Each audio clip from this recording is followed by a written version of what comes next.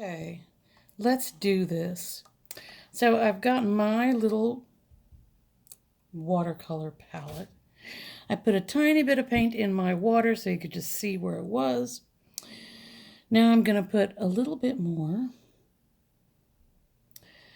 Sorry I can't provide you each with this fabulous brush. Squirrel hair, I think. So I'm going to put a little bit more. I do want this to be a very light first layer of watercolor. Let me see how light this is. Pretty light. So let's go ahead and move this out of the way. So you're going to put on this first layer of paint, and I'm also using a nice piece of paper, and it's still going to ripple. So if you're using a piece of, lightweight drawing paper, please do not put a ton of water on here because it just makes your paper buckle like crazy. So now you're just basically going to put a layer of this super light paint everywhere so that everything gets its first value, and it's a really light value. I'm painting different parts because I don't want to have the paint touch each other. So if I touch it right here, this paint is going to bleed into other areas of paint. I want to avoid that if I can. I'm also might be putting on too much water.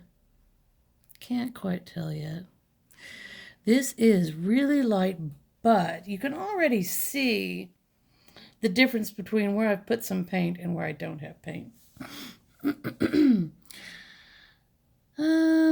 So here is another perfect thing I needed to mention. If there's something that you want to stay white, then you have to leave it right now. This is also a rule number 1 of watercolor. So if I want those clouds to stay white, then I'm going to paint around them and leave them white. I did this drawing so you could see, of course, the drawing you're doing. But normally to do a watercolor, you would want your pencil lines to be super light so that they would just fade away as you were painting in the picture. So I'm purposely going around to different parts, and there's a little bit here you can't see, to give the paint just a few seconds to dry, because it will dry really fast. One thing that people like about watercolor, it will dry really fast. So I'm putting in some paint there, some watercolor, putting in a little here, although that paint is still wet, but maybe not blendable wet.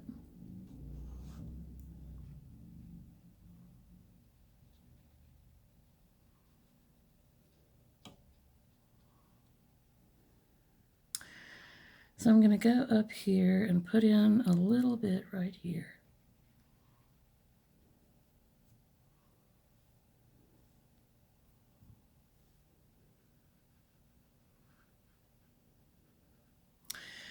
And I think I've got it covered. I've got some stuff down here that you can't see. I guess I'll go ahead and put that in.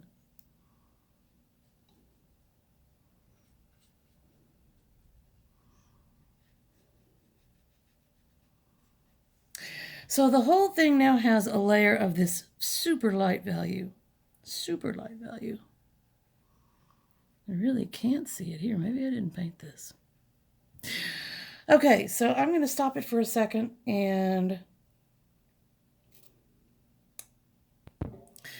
So I was going to fill in this other painting up here on the break, but I remember that I was going to show you I want this waterway to go from quite dark down here to very light up here, because we're trying to do some atmospheric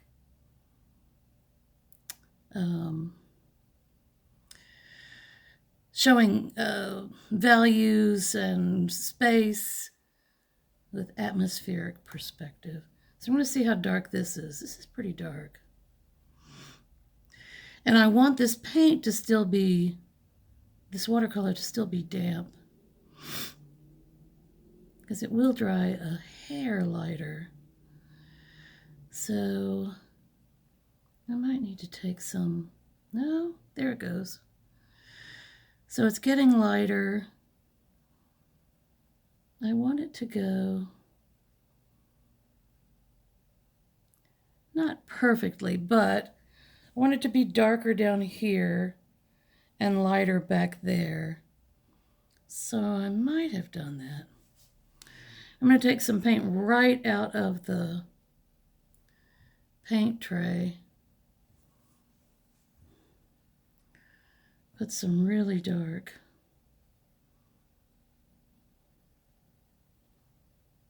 Down here.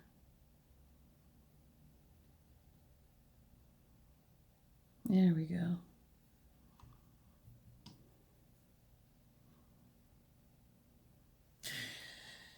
So now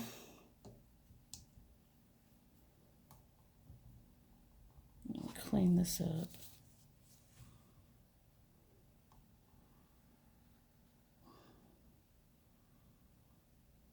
I'll just pull this around.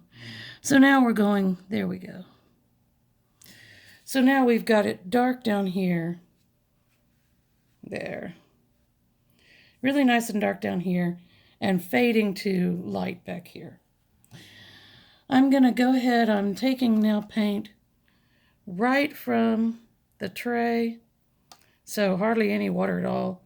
There was my paint water. And since we're going to show objects closer to us as much darker and defined, I'm going to paint in those objects, because these are objects closer to us in the foreground. There's a rock over here you can't see, but you'll be able to see it when I post these. Uh-oh, I pulled up some red paint with that. I like the way it looks though. Oh, you can't see it. Oh my goodness. I really got a lot of red paint on there. Okay.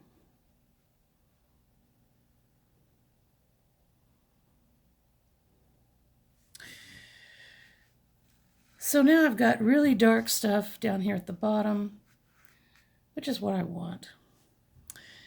Now I can put some more water in it, but I think I am going to let it dry for just a minute. I'm going to put in some values on the top painting, and I'll be right back. Okay, so I ended up sort of doing the whole thing here. I tried to get it dark down here and blend into the back. I tried to separate the trees. I did an okay job. I tried to make the trees very different from the mountain values there, and I sort of did. And I wanted for the trees, the mountains in the very back to be really pale, which they are. And I wanted the sky to be the lightest light, which I think it is. So it's just playing around with the values. It's playing around with how much water you're putting on them. So if you will recall, we put the values on these. Now they're so pale, you really can't see them. But I'm going to try to put some values in the mountains and on the land here. The water that I painted in is pretty dry except for the very bottom down here, but we're not going to be down there much anyway. So I'm going to put some value for the land here.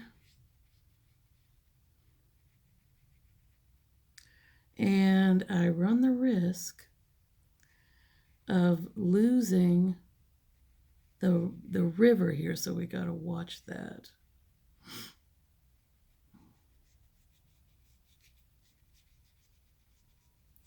Again, if you can keep the amount of water on your brush really low, do not load up your paper with a ton of water, because, oh my, your paper will curl and buckle and all this stuff. So keep the amount of watercolor really, really small. So almost dry brush. So I've defined it. I've got good separation between my river and my land here, a little bit less over here. But we're going to go with it. As always with watercolor, please remember that the more you go over an area, the worse it will look. Not what you would expect, but it's very true. Watercolor does not like fussiness, so don't fuss with it. So now we've made the land pretty light, really. So I'm going to put in a mountain here.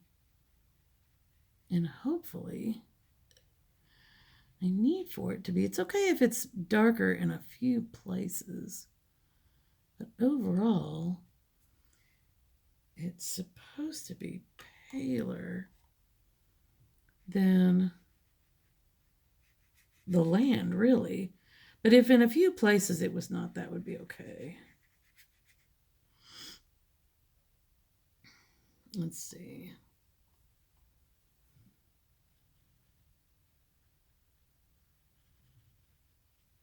I do want a little bit of separation from the sky, of course.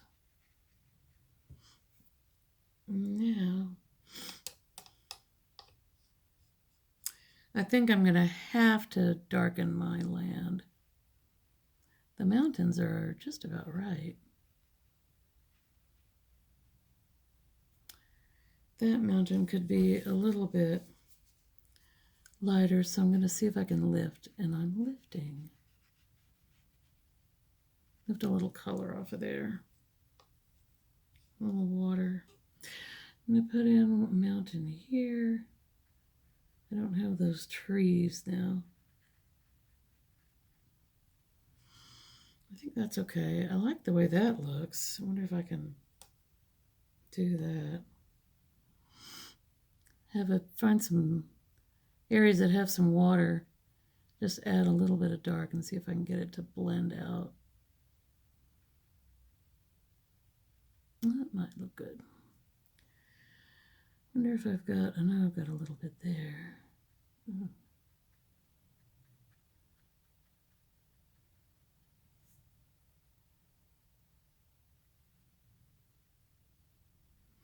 Yeah, I think that looks good. Okay. I wonder if I should encourage that. Ooh, it's not very wet there anymore. But maybe it'll work.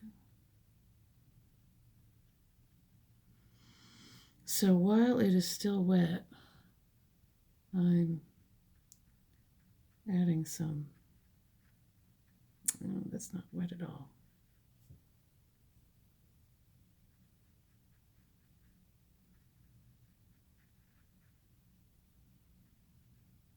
But I don't hate it, so. Okay, I've got to make the land a little darker. Oh, yes. Which means I might have to make the river a little bit darker.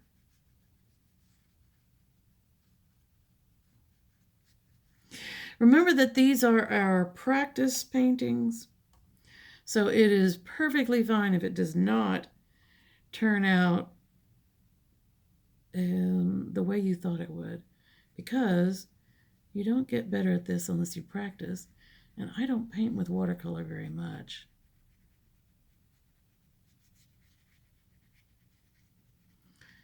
So it's not my favorite medium. Okay, so play around with it, see how it goes. Good luck.